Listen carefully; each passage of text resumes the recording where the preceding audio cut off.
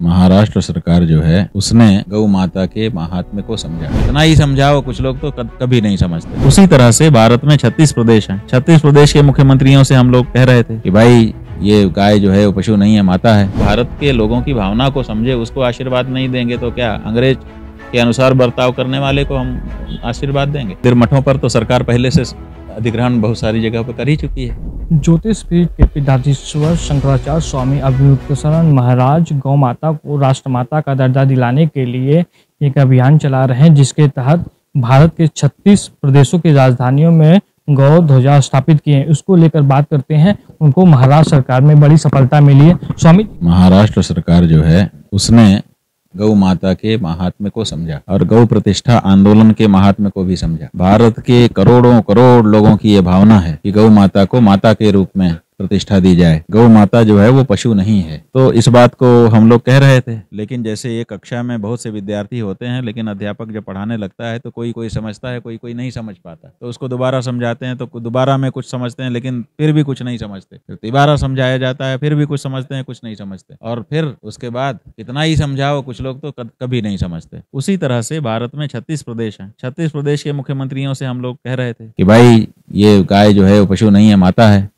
लेकिन महाराष्ट्र के मुख्यमंत्री को तुरंत ये बात समझ में आ गई। उसने कहा ना बिल्कुल सही है, हाँ हमारे प्रदेश के लोग भी ये चाहते हैं। तुरंत उसने प्रस्ताव किया, तुरंत अध्यादेश निकाल दिया, तो उसने घोषित कर दिया। बाकी लोग अभी नहीं समझ पा रहे हैं। अब जो भारत के लोगों की भावना को समझे, उसको आशीर्वाद नहीं देंगे तो क्या अंग्रेज के अनुसार बर्ताव करने वाले को हम आशीर्वाद देंगे? भारत की भावना को समझने वाले नेता को ही तो भारत का व्यक्ति आशीर्वाद देगा। ये शिंदे है, एकनाथ संभाजीराव शिंदे, जिसने भारत के लोगों की भावना को समझा कि गौ माता के प्रति इनकी भावना है। जैसे कभी महाराष्ट्र प्रदेश के शिवाजी महाराज ने समझा था, वो गौ ब्राह्मण हिंदू प्रतिपालक की पदवी उनको मिली थी। उसी तरह से उन्हीं की नाम पे पार्टी बना करके लड़ने वाले एकनाथ शिंदे ने ये समझा। तो स्वाभाविक है कि जब कोई आपकी भावना के अनुरूप कार्य करता है तो आपको अपने मन से ही अपने भावना उसके प्रति हो जाती है। तो हम लोगों को भी लगा कि ऐसी प्रतिभा वाला व्यक्ति अगर आगे भी सरकार में रहे तो और भी अच्छा काम करेगा, गौ माता के लिए करेगा, और भी जो उसके प्रदेश के लोग हैं विशेष करके हिंदू समाज, उनके लिए करेगा। तो इसीलिए हम लोगों ने कहा कि भाई इसको जिताना चाहिए। प्रयागराज में कुंभ होने वाला है, सरकार बहुत बड़ा बजट पास की है इसके लिए, विपक्ष इस पे सवाल खड़ा कर रहा है, किस तरह देख रहे हैं? विपक्ष जब सत्ता में विपक्ष के लोग थे तो वो लोग भी प्रयागराज के कुंभ को अच्छा बनाने के लिए बहुत कुछ करते थे। उस समय हम लोगों ने वो समय भी देखा है। अब इस समय वो लोग विरोध कर रहे हैं, वो ये चाहते हैं कि हमारे समय में कुंभ सफल हमने करा दिया, इनके समय में हो जाएगा तो हमारी जो क्रेडिट है वो खत्म हो जाएगी। तो इसीलिए वो विरोध कर रहे हैं और कुछ बात नहीं। इसमें सनातनियों को लेकर एक बड़ा मुद्दा बना हुआ, सनातन धर्म में किस तरह जैन सनातन धर्म जो हैं, जो हिंदू नहीं, उनको लेकर भी एक बड़ा मुद्दा बना हुआ है। मुद्दा कुछ नहीं है। सच्चाई ये है कि कोई भी मुसलमान कुंभ में नहीं आता है। क्यों आएगा? वो थोड़ी ये मानता है कि गंगा में नहाने से पुण्य होता है और पाप नष्ट हो जाते हैं। ये तो हिंदू मानता है, इसलिए ये हिंदुओं का पर्व है। हिंदू ही वहाँ पर इकट्ठा होते हैं, कोई आता ही नहीं है।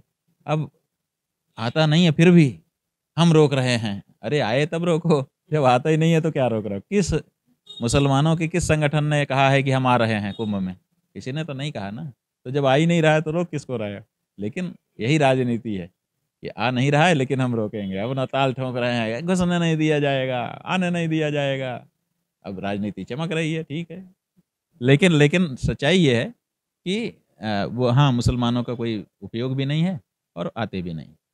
गंगा की आप अभियान चला ही रहे हैं, गंगा और गाय को लेकर अभियान चलाए, गंगा क्या आचमन लायक है? देखिए, एनजीटी नेशनल ग्रीन ट्रिब्यूनल एक संस्था है जो पर्यावरण के मुद्दे देखने के लिए बनाई गई है। उसने अभी एक रिपोर्ट जारी की है कि प्रयागराज में, जहाँ पर ये कुंभ का पर्व होने वाला है, जहाँ सरकार के अनुसार 40 करोड़ लोग आने वाले हैं, वहाँ का जो गंगा और यमुना का जल है वो तो आचमन लायक भी नहीं है। लेकिन सरकारें इस पे बात नहीं करेंगी। जबकि बात इसी पे होनी चाहिए, इस पे बात नहीं होगी। तो आप कोई सुझाव देना चाहेंगे सरकार? भाई हम क्या सुझाव देंगे? हम क्या सुझाव देंगे? गडकरी जी ने तो घोषित कर दिया है चैनलों के माध्यम से कि गंगा अविरल निर्मल हो चुकी है। अब हम ये कह रहे हैं, ग्रीन ट्रिब्यूनल से हमारा कहना है, सरकार से नहीं, कि तुम्हारी हिम्मत कैसे हुई कि गडकरी जी की घोषणा के विरुद्ध जा करके तुम कह रहे हो कि गंगा का जल आचमन योग्य नहीं है। जब गडकरी जी घोषणा कर दिए कि अविरल निर्मल हो गई, तो फिर क्या आधार हैं आपके पास, बताइए? और या तो फिर गडकरी जी बताएं कि अगर ग्रीन ट्रिब्यूनल की बात सही है तो गडकरी जी ऐसी घोषणा कैसे करवा सकते हैं कि गंगा अविरल निर्मल है। और जो भी सरकार है, चाहे वो प्रदेश की सरकार हो चाहे केंद्र की सरकार हो, वो 40 करोड़ लोगों के स्वास्थ्य के साथ खिलवाड़ कैसे कर सकती है? ये भी एक बड़ा प्रश्न है। तो अब इस प्रश्न का समाधान होना चाहिए। असल में मुद्दा सबसे बड़ा कुंभ के संदर्भ में यही है कि क्या जिस जल में स्नान करने के लिए 40 करोड़ लोग आ रहे हैं और आप उनके लिए सड़क बना रहे हैं, उनके लिए टेंट दे रहे हैं, ये दे रहे हैं, सब दे रहे हैं, सब सुविधा दे रहे हैं, लेकिन जिस जल में वो नहाएंगे, क्या वो जल शुद्ध है? क्या उस जल में वो बात है कि उनके स्वास्थ्य में बिगाड़ ना हो? इस बारे में कोई चर्चा ही नहीं है। क्या किया जाए? हम लोग तो अभिशप्त हैं, मजबूर हैं कि जैसा भी जल हो, हम तो गंगा के प्रति भक्ति भावना रखते हैं, इसलिए हम इस बारे में ज़्यादा विचार ना करके जाके डुबकी लगा लेंगे। लेकिन जो लोग इस बात का विचार करते हैं, विशेष करके सरकार, उनको तो लोक स्वास्थ्य के बारे में विचार करना चाहिए। वक्फ बोर्ड का मुद्दा गरमाया है, शीतकालीन सत्र में एक पास भी की बात आ रही है। क्या लगता है इस पे जो मंदिर मठ हैं, उनको भी ली संपत्तियों के लिए भी कुछ होना चाहिए? बात है कि मंदिर मठों पर तो सरकार पहले से अधिग्रहण बहुत सारी जगह पर कर ही चुकी है। हाँ? अब लोग कह रहे थे कि भाई केवल हिंदू धर्म स्थलों स्थलों पर सरकार जो है देखती है, सबको बाकी को छूट दिया है। बार बार ये बात आती थी, तब सरकार को भी लगा होगा कि हम थोड़ा इनके उसमें भी प्रवेश करें। तो अब वक्फ बोर्ड पर उन्होंने विचार शुरू किया है, अच्छा है। इसी तरह से ईसाइयों के धर्म स्थानों पर और इसी तरह दूसरे धर्म स्थानों पर भी सरकार को जाकर के सुव्यवस्था बनानी चाहिए, केवल हिंदुओं के धर्म स्थान पर क्यों? अभी जो हिंदुओं के साथ अत्याचार हुए हैं और घटनाएं घटी हैं, उसको लेकर सीएम योगी आदित्यनाथ एक बयान दिया, कटेंगे बटेंगे। प्रधानमंत्री ने कहा एक रहेंगे सेफ रहेंगे। इस मुद्दे को किस तरह देख रहे हैं? हमको तो अभी तक ये नारा ही समझ में नहीं आया, कटेंगे तो बटेंगे, यही नारा है ना। तो बटेंगे तो बटेंगे। हाँ, बटेंगे तो कटेंगे, तो कैसे बटेंगे? बटेंगे मतलब भविष्य काल है, इसका मतलब अभी तक बटे नहीं हैं, तो आगे कब बट जाएंगे, क्यों बट जाएंगे, कौन बांट देगा? और कटेंगे तो कैसे कट जाएंगे, कौन काटेगा, कितने टुकड़े में काटेगा, कुछ पता ही नहीं चलता है। तो ऐसी परिस्थिति में हमने ये मांग की है पत्रकारों से, आपसे भी कर रहे हैं, कि जिस व्यक्ति के द्वारा ये नारा कहा गया है, उससे इसकी व्याख्या भी 5 मिनट करवा लीजिए और उसको हम लोगों के सामने रखिए, ताकि हम समझें तो कि कहना क्या चाहता है ये व्यक्ति इस नारे के माध्यम से। अब नारा दे दिया, अब सब लोग अपने अपने ढंग से अर्थ लगा करके काम कर रहे हैं, लेकिन असल मकसद क्या है? इसलिए कभी कभी जब सूत्र वाक्य कहा जाता है तो उसके भाष्य की ज़रूरत पड़ती है। तो अब जब सूत्र कहने वाला व्यक्ति विद्यमान है तो दूसरा क्यों उसका अर्थ लगाए? उन्हीं से अर्थ पूछ लिया जाना चाहिए। तो ज़रा इस बारे में कोशिश करिए, एक बार आदित्यनाथ जी से पूछिए कि आप स्वयं इसकी व्याख्या कर दीजिए, ऐसा कुछ लोग चाहते हैं। मुद्दा और गरमाया हिंदू राष्ट्र बनाने को लेकर, क्या देख रहे हैं? भाई गाय कट रही है, बोटी बोटी बना करके पैकेट में बेचा जा रहा है। क्या हिंदू के घर में गाय काटी जाती है, गाय का मांस बेचा जाता है? जब भारत भी एक तरह से हिंदुओं का घर है, जब भारत में गाय काटी जा रही है और बेची जा रही है और कसाईयों से चंदा लिया जा रहा है, और फिर हिंदू राष्ट्र की बात भी कही जा रही है और हिंदू अपने आप को होने का दम्भ भी भरा जा रहा है, ये दोनों कैसे हो रहा है? ये दोनों नहीं हो सकता है। इसलिए हिंदू राष्ट्र हो चाहे ना हो, लेकिन हमारी गौ माता की हत्या रुकनी चाहिए। वो मानते कि जो हत्याएं कर रहे हैं, जो बीफ एक्सपोर्ट कर रहे हैं, क्या उनका बहिष्कार की भी शुरुआत होनी चाहिए? बात यह है कि हम लोग जांच कर रहे हैं, हमारी कमेटी बनी हुई है और जांच कर रही है कि कौन से ऐसे लोग हैं जो अपने आप को हिंदू भी कहते हैं और गौ मांस के व्यापार में भी संलिप्त हैं। तो जो प्रत्यक्ष या अप्रत्यक्ष रूप से इस व्यापार से जुड़े हैं, जल्दी ही जांच की आख्या आ जाने के बाद हम उनको नोटिस देने वाले हैं कि क्यों ना आपको हिंदू धर्म से बहिष्कृत कर दिया जाए। आखिरी सवाल 370 धारा की है, बात रामभद्राचार्य महाराज जी ने दिया है आपको लेकर, ABCD की जानकारी नहीं राजनीति की, क्या किस तरह देख रहे हैं? भाई हमको राजनीति की जानकारी क्यों होनी चाहिए? हम तो धर्माचार्य हैं, हम कोई राजनेता हैं कि हमको राजनीति की जानकारी हो? राजनीति की ज़्यादा जानकारी होना हमारे लिए गुण नहीं है, अवगुण है। जिस धर्माचार्य को राजनीति की ज़्यादा जानकारी है वो उसके लिए गुण नहीं है, अवगुण ही है एक तरह से। बात दूसरी ये है कि हमने कभी कहा भी नहीं कि हमको बहुत ज़्यादा जानकारी है, कि वो कह रहे हैं कि नहीं नहीं ये इनका दावा गलत है।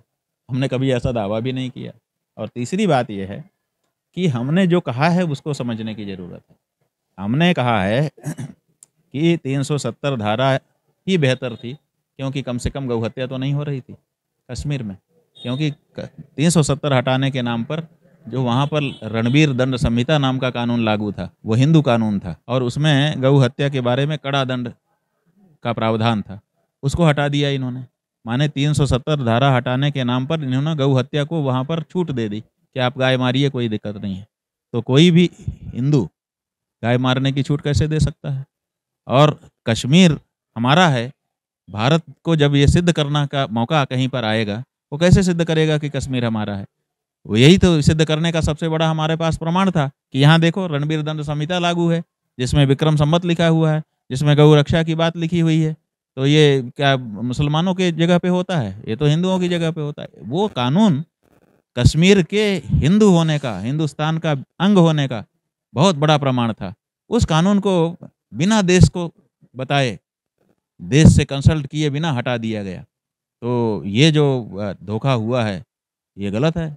इसीलिए हमने कहा कि या तो रणवीर दंड संहिता को जो नया कानून है उसमें लागू किया जाए कश्मीर जम्मू कश्मीर पुनर्गठन एक्ट में, और नहीं तो 370 ही ठीक है, क्योंकि उससे गौ रक्षा तो कम से कम होती है। अब क्या हो रहा है कि जो लोग इतनी बारीकी से बात को नहीं समझ पा रहे हैं, वो लोग क्या करते हैं कि मोबाइल में देखते हैं। तो राहुल गांधी नाम के कांग्रेस के नेता हैं, राहुल गांधी कहते हैं कि हम धारा 370 को वापस लाएंगे। और हमने भी कहा कि भाई इससे तो अच्छा था कि वही रहती, ताकि गाय तो कम से कम ना कटती, बची रहती। तो उन्होंने ज़्यादा समझा नहीं कि वो क्यों कह रहे हैं, हम क्यों कह रहे हैं। और दोनों क्योंकि कह रहे थे कि धारा 370 आनी चाहिए, तो दोनों को जोड़ दिया और जोड़ करके how how how how how how करने लग गए। राहुल गांधी जब कह रहा है कि धारा 370 वापस आनी चाहिए, तब उसका अलग तात्पर्य है। और जब शंकराचार्य कह रहा है तो उसका अलग तात्पर्य है ना। इस भेद को समझे बिना दोनों को जोड़ करके देख रहे हैं लोग, तो इसीलिए बोल पा रहे हैं। जब ये इस बात को स्पष्टता के साथ समझेंगे तो अपने आप शांत हो जाएंगे। चाहे वो राम भद्राचार्य हों, चाहे रामदेव हों, चाहे कोई और हों, उनको अभी पता ही नहीं है कि हम किस आशय से कह रहे हैं। उनके मन में एक छवि पहले से उन्होंने गढ़ ली है, क्योंकि हम जरा खरी खरी बात कहते हैं, साफ साफ कहते हैं, तो उनको ये लगता है कि ये जिस पार्टी के हम भक्त हैं उस पार्टी के विरोधी हैं ये। तो इसलिए वो तुरंत उन्होंने हमको कांग्रेस पार्टी के नेता के वक्तव्य के साथ हमारे वक्तव्य को जोड़ करके और बोलना शुरू कर दिया, जबकि वो अलग ढंग से कह रहे हैं, हम अलग अपनी बात कह रहे हैं। हम ये पूछना चाहते हैं उन सभी से जो हमारे आलोचना इस बारे में कर रहे हैं कि आप बताइए कि आपको गौ हत्या के बदले में कश्मीर चाहिए? गौ हत्या के मूल्य पर कश्मीर चाहिए? गौ हत्या के मूल्य पर हमको देश नहीं चाहिए? गौ हत्या के मूल्य पर हमको स्वर्ग का राज्य नहीं चाहिए? कोई भी हिंदू कैसे गौ हत्या के बदले में आप चाहोगे कुछ? तो हमारे यहाँ तो लोगों ने कहा है कि हम इंद्र का पद ठुकरा देंगे गौ हत्या के बदले में अगर मिलता है तो। महात्मा गांधी ने जब 42वां कांग्रेस का अधिवेशन मद्रास में हो रहा था, तो वहाँ मिस्टर अयंगार थे, वहाँ पर हिंदू मुस्लिम की टसल चल रही थी और ये उनकी जीवनी में लिखा हुआ है। वहाँ पर उन्होंने कहा कि एक शर्तनामा बना है जिसके आधार पर हिंदू मुस्लिम एकता हो जाएगी, आप उस शर्तनामे को देख लीजिए। गांधी जी ने कहा अरे हिंदू मुस्लिम एक हो रहे हैं, कोई भी शर्त है सब मान लो। कहा क्या पढ़ना क्या है, ऐसा कह करके सोने के लिए चले गए।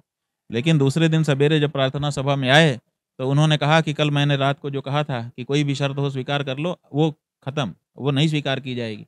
तो लोगों ने कहा अरे महाराज रात को तो आप हाँ कह रहे थे, अब क्या बात हो गई? उन्होंने कहा रात को हमको लोगों ने बताया कि उसमें एक शर्त ये भी है कि मुसलमान कह रहे हैं कि हमको गौ हत्या की छूट दे दो तो हम आपके साथ रहेंगे।